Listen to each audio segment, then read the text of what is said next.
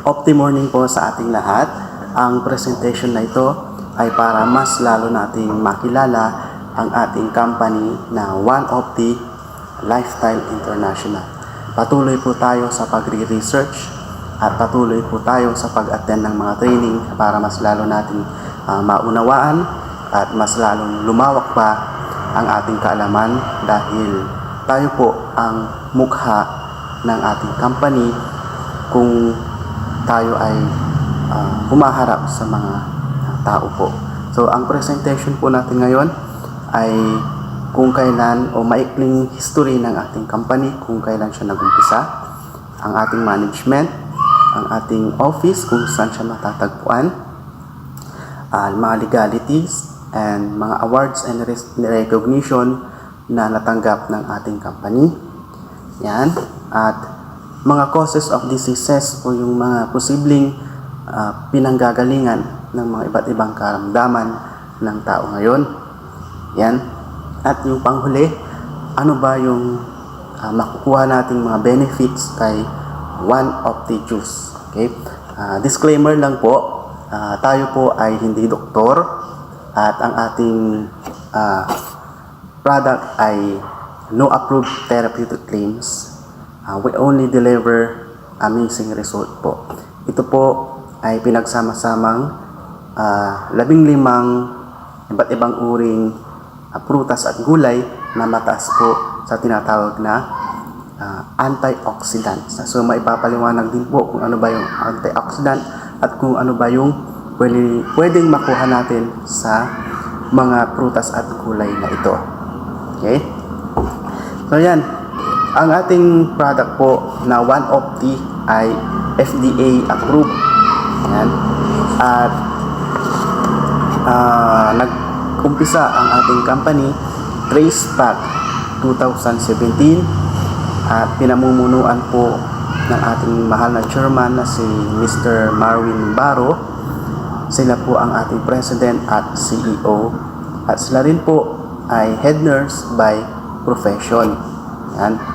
At nandyan din po si Sir Gab Castillo, ang ating marketing director, Hansel Iturma, ang ating training director, at ang ating vice president na executive vice president, Ma'am Gemma Perez.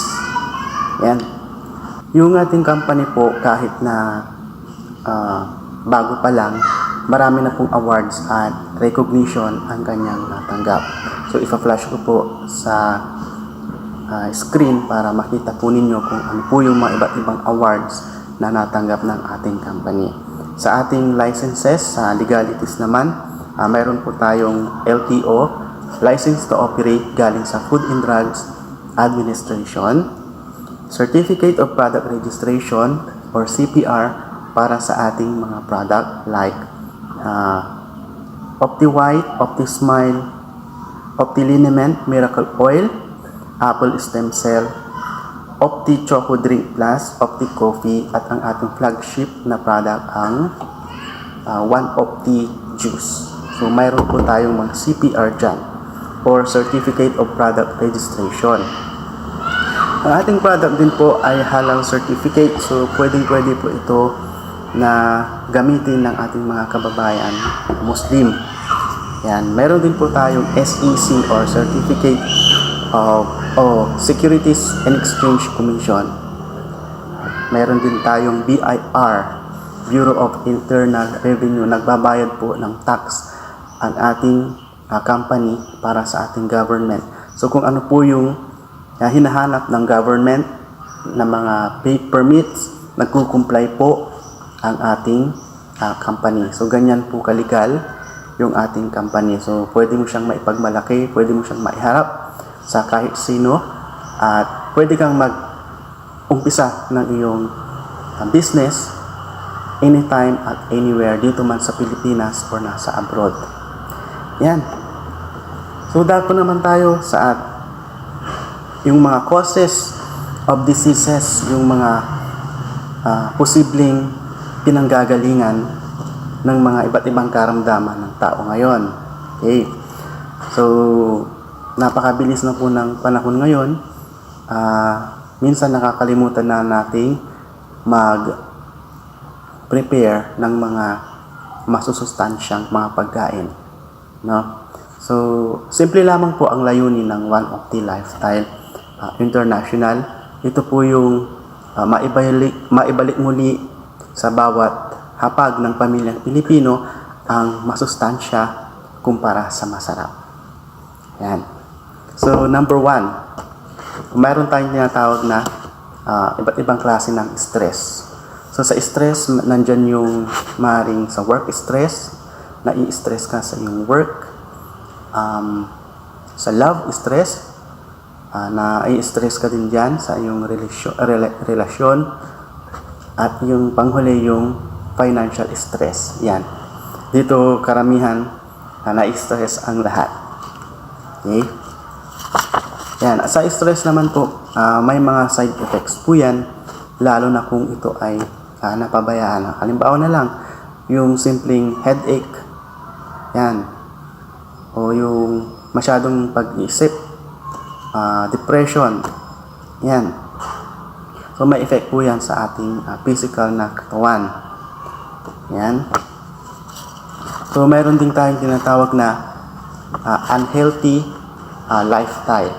So, sa unhealthy lifestyle, dito na papasok yung mga iba't ibang bisyo ng tao. So, nandiyan ang pag-inom ng alak. Yan. Hindi naman po masama ang pag-inom ng alak. Basta konti lang. So, lahat ng sobra po ay nakakasama. Yan. So, sa mga pagkain na ating kinukonsume. Yan. Tulad ng mga mamantikang mga pagkain na nabibili sa mga fast food, mga street food. Yan.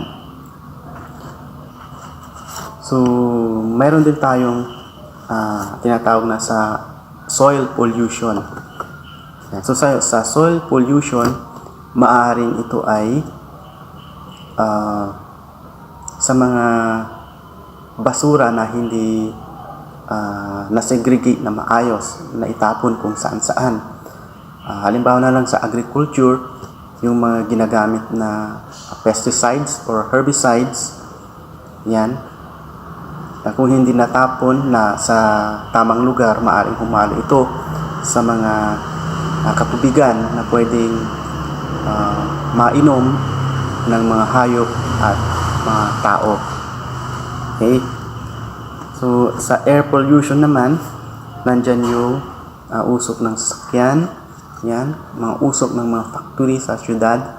So, naapektuhan po yung quality ng air na nalalanghap natin. Lalo na kung ikaw ay nasa syudad. So, apektado po lahat, whether bata o matanda. Wala pong pinipili yan. So, ang advantage po ng naka-face mask, yun po yung advantage ng naka-face mask ka. Yan. So, sa noise pollution naman, mga ingay ng sasakyan, yan, o mga iba't ibang uri ng sound na malakas. So, maituturing na po pollution yan. Noise pollution. Okay, sa water pollution naman, ang pinaka-latest po na nakaka-alarma, nakakabahala, yung tinatawag nating microplastic. So, ito yung mga maliliit na mga plastic na kakain ng mga lamang dagat, lalo na yung mga isda. Yan, ang akala po nila ay pagkain, hindi naman pala. So, nakukonsume ng isda, then nakukonsume din ng tao. So, may mga plastic na natatapon kung saan-saan. So, sa synthetic medicine naman, hindi naman masama na mag-take ng medicine as long as mayroong prescription o reseta galing sa doktor. Minsan nga lang, dahil nga may mga gamot na hindi na kailangan ng reseta, ay mali yung pag-inom o hindi tama, wala sa oras. Yun, kaya apektado rin po ang ating kidney. Okay, sa radiation naman, sa radiation, maraming klase ng radiation. Ang pinaka malapit na nakakaapekto o pwedeng makaapekto sa tao ay yung tinatawag nating radiation na nagmumula sa mga communication device like cellphones, mga cellular towers, yan, mga radiation galing sa mga medical equipment, mga x-ray machine, yung mga ganyan. At yung sobrang bababad sa araw, maaring makuha o makakuha ng solar radiation na pwedeng cause ng skin cancer.